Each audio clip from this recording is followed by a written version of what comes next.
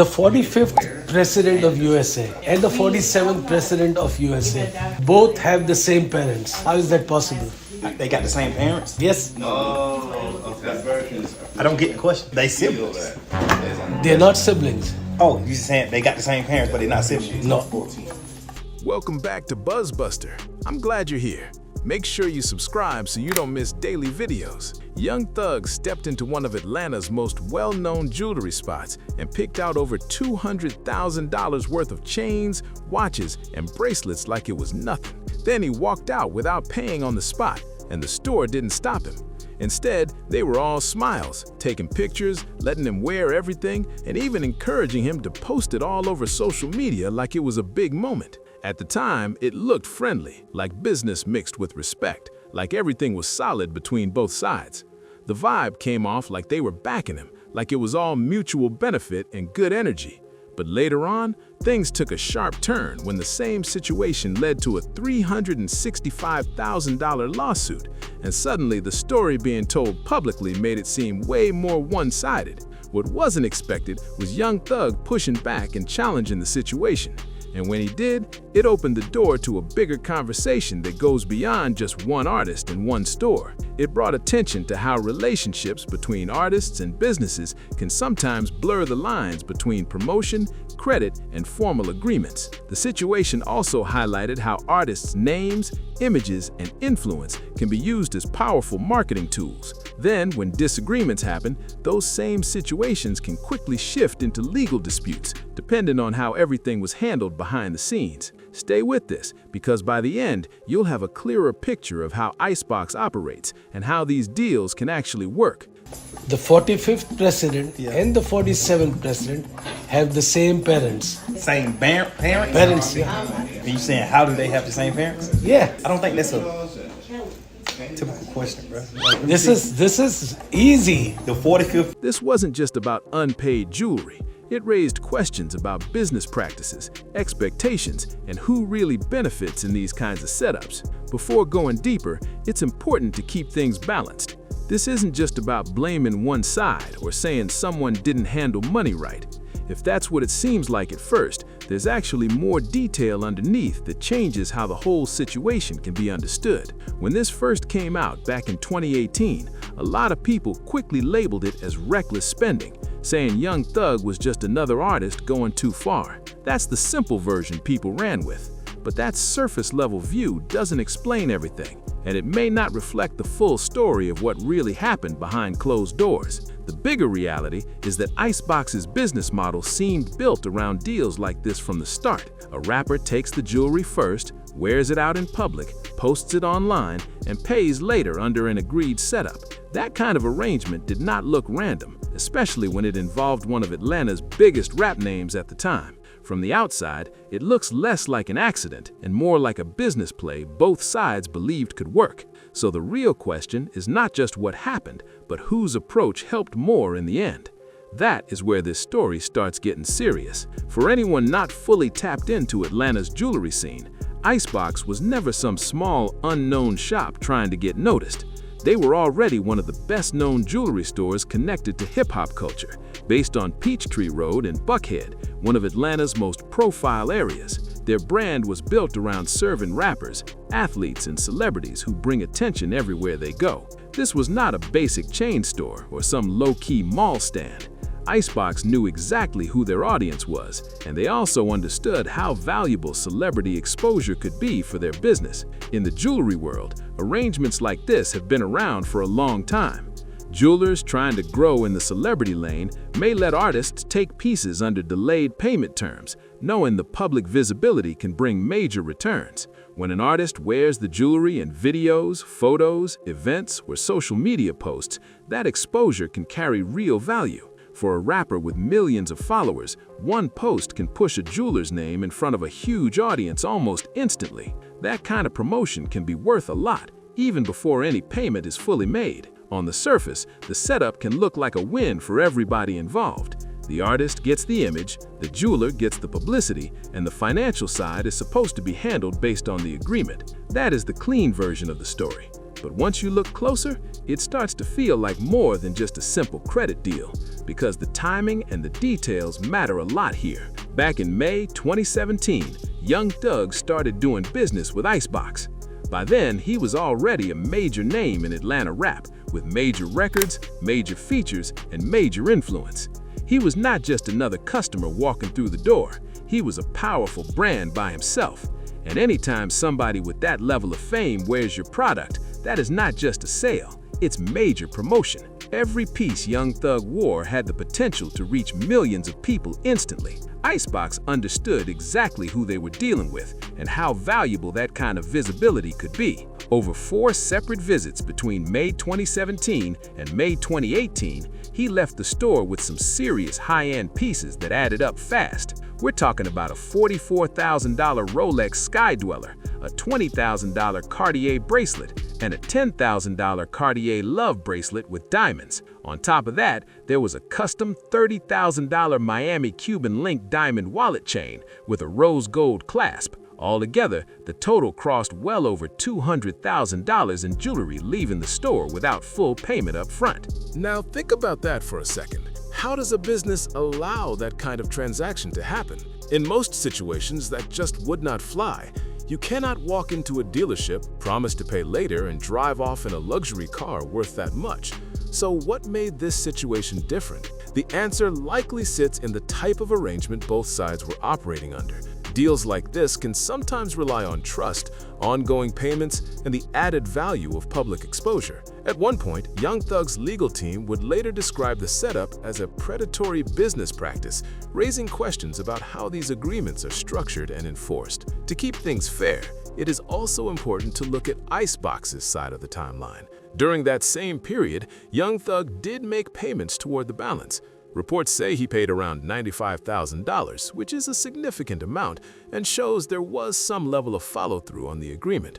But the situation shifted when those payments stopped coming in. The total paid was still less than half of what was owed, leaving a remaining balance of about $115,090. According to reports, when Icebox tried to reach out to settle the rest, they did not receive a response at that time. On October 16, 2018, Icebox's attorney sent a formal demand letter to Young Thug's last known address, giving 30 days to either pay the remaining balance or at least respond to discuss a solution. The attorney later stated, "We told him if he did not respond or at least get back to us to discuss the debt within 30 days, we would sue him."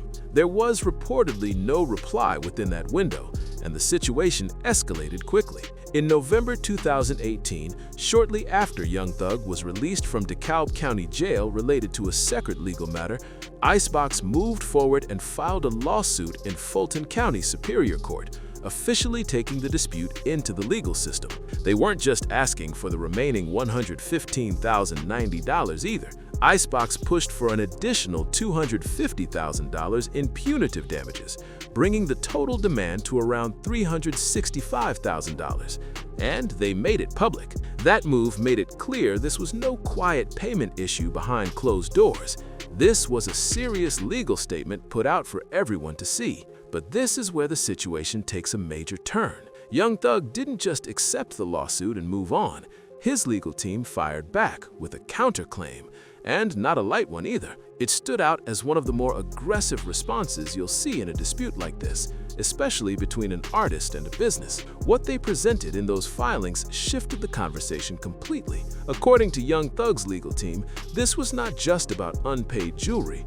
They described Icebox's approach as a predatory business practice, raising deeper concerns about how these deals were handled. Here's how their side laid it out. They claimed Icebox didn't simply allow Young Thug to take jewelry under casual terms.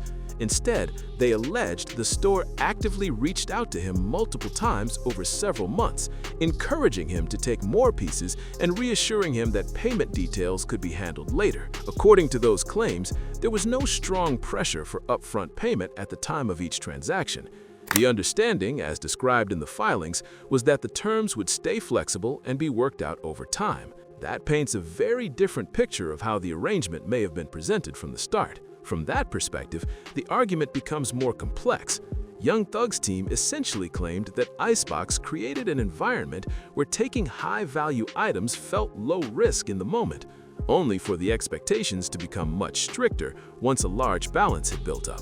Now look at it from the business side as well. If an artist like Young Thug is consistently seen wearing your jewelry across social media, music videos, and public appearances for months, that exposure carries serious value. During 2017 and 2018, he was one of the most visible names in hip-hop, with a massive following and constant media attention. That level of organic promotion is hard to replicate through traditional advertising.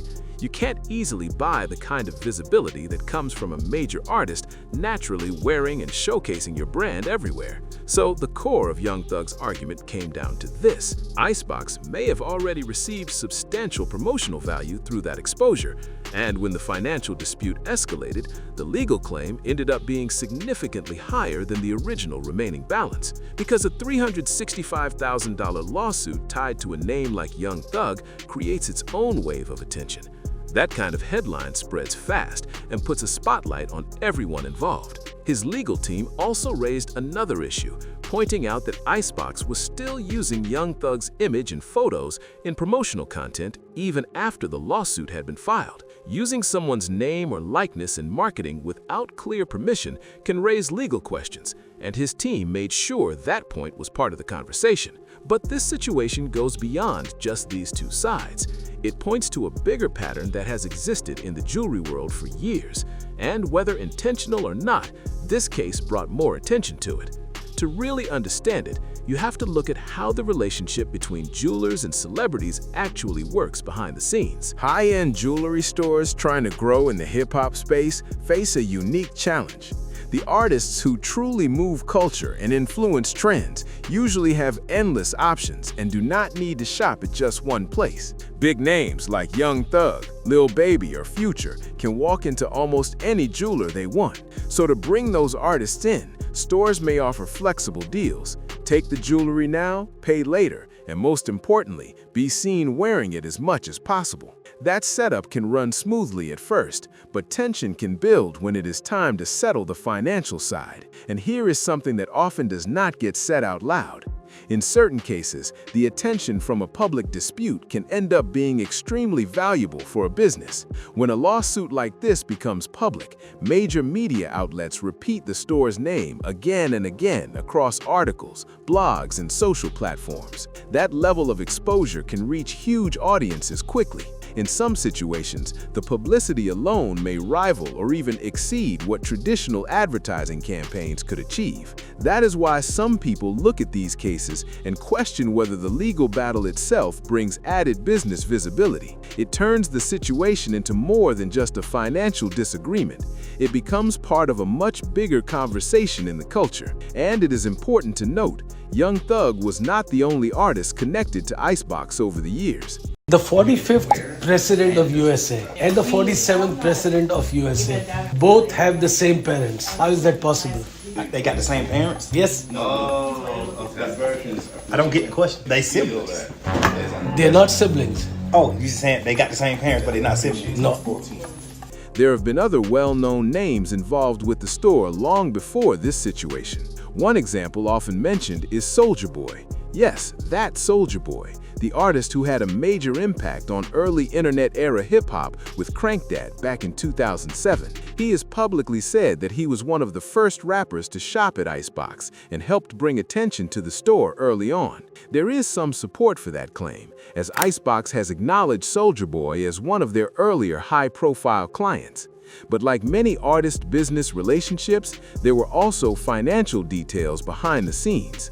Reports say that in October 2011, Soulja Boy made purchases at the store totaling $45,144, adding another layer to how these long-running connections between artists and jewelers have played out over time. Then the situation kept building.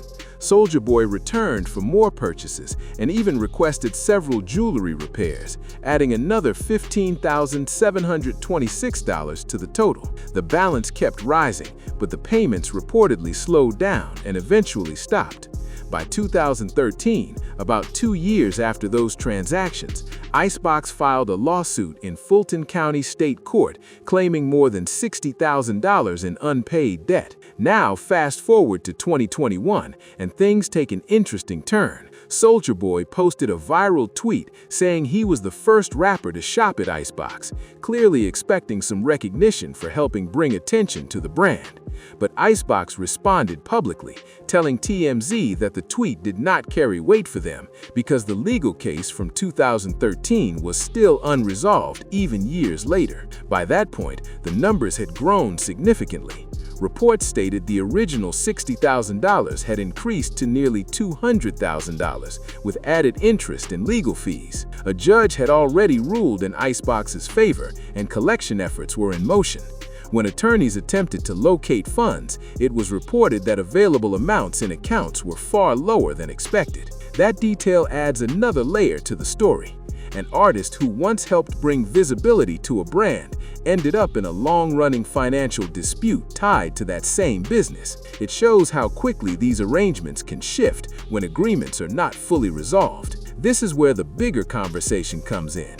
Deferred payment setups like this can start off looking simple, but they can become complicated when communication breaks down or expectations are not clearly met. The music industry has seen situations like this before, but many are handled quietly behind the scenes. What made Young Thug's case stand out is that it did not stay quiet.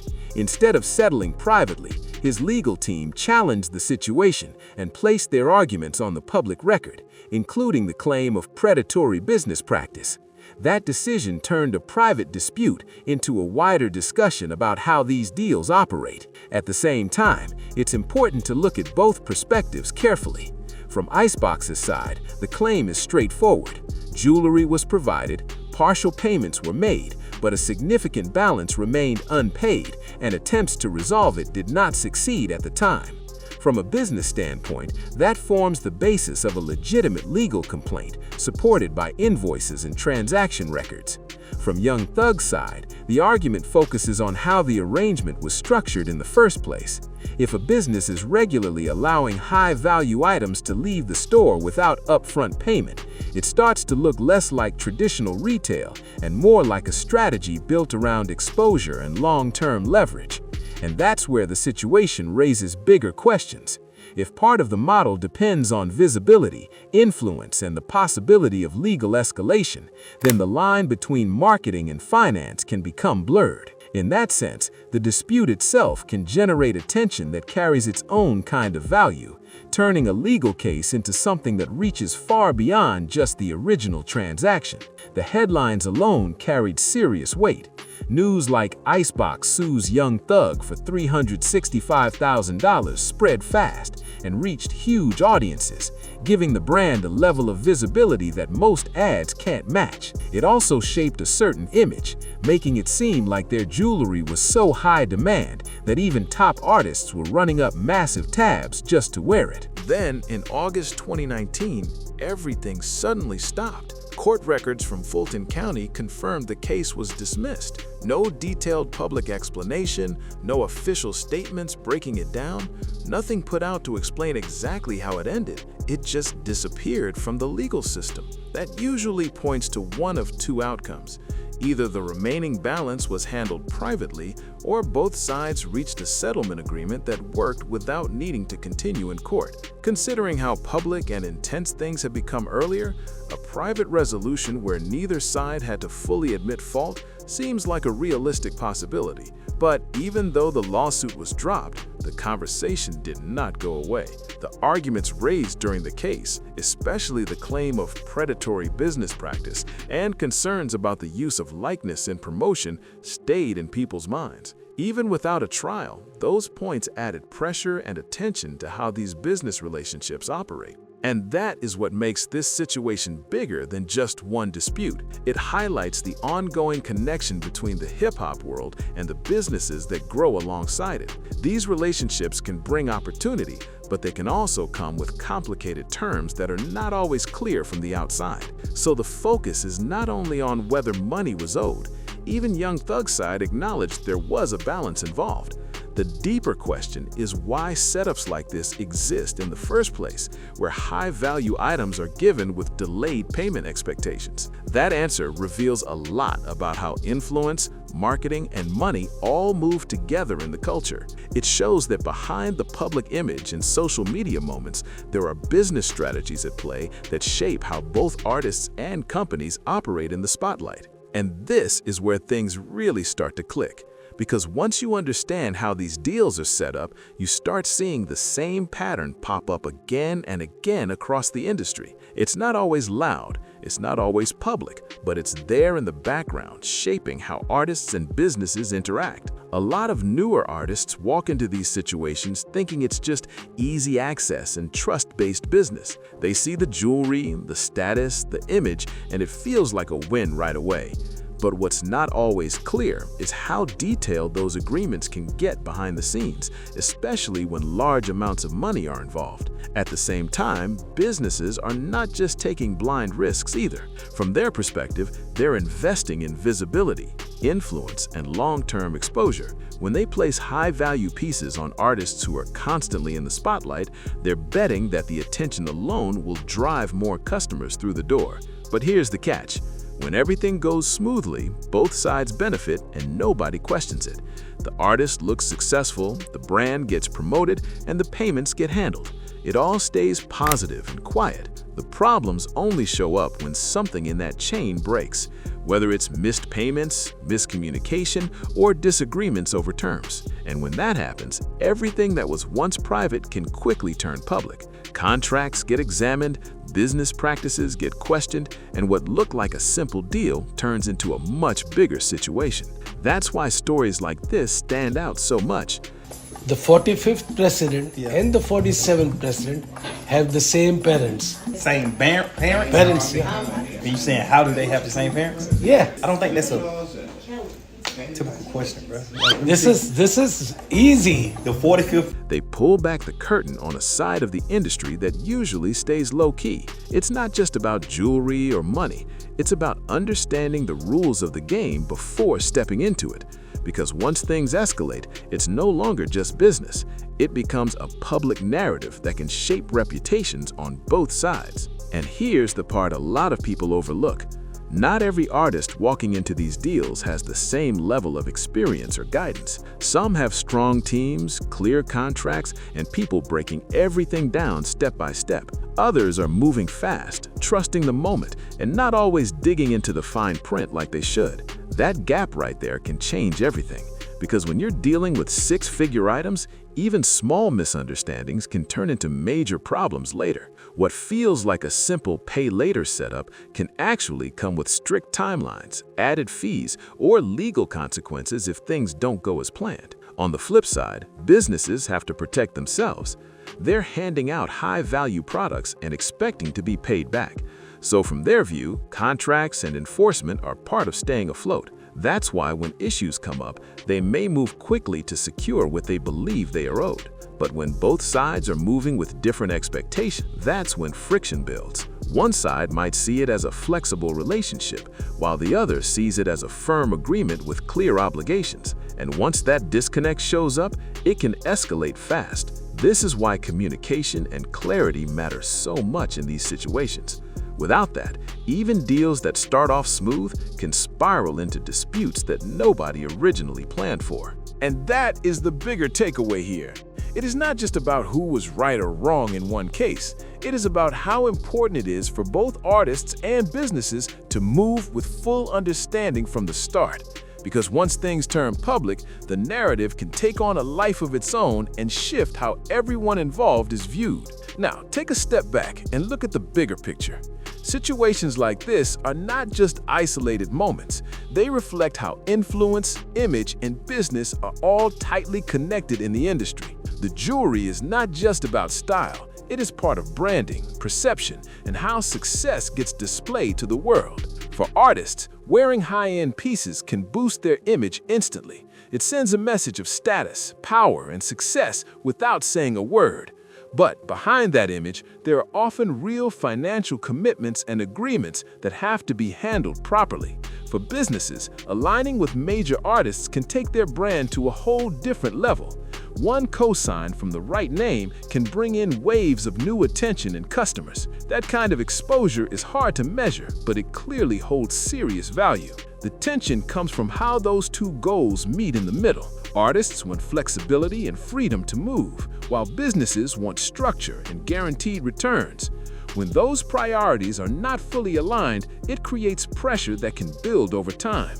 And once that pressure reaches a breaking point, it stops being just business and turns into a public situation that everyone has an opinion on. Social media, blogs, and news outlets all jump in, and suddenly the story grows way bigger than the original deal. That is why understanding the structure behind these agreements matters so much, because what looks like a simple moment, walking out with jewelry, can actually be the start of a much more complex situation. In the end, this is about awareness, knowing how these deals work, what's expected on both sides, and how quickly things can shift if something goes off track.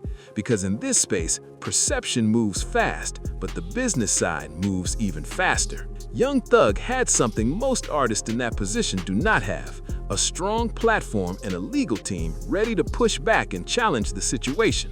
A lot of artists facing something similar might choose to settle quietly and move on, because taking it public can come with its own risks to reputation and future business. But in this case, everything was put on record. The claims were clearly stated, the business practices were questioned, and Icebox was forced to respond through legal documents. That alone shifted the conversation and brought more attention to how these deals can actually work behind the scenes. And that's what really stands out here. Not just the money or the lawsuit, but the fact that the situation was fully challenged instead of quietly handled. It opened the door for more awareness around agreements where artists are told, "Take it now, we'll figure out payment later." Now, it comes down to perspective. Was Young Thug in the wrong for not completing the payments as expected? Or was this a setup that relied on building debt first and dealing with it later in a more aggressive way? Drop your thoughts in the comments right now.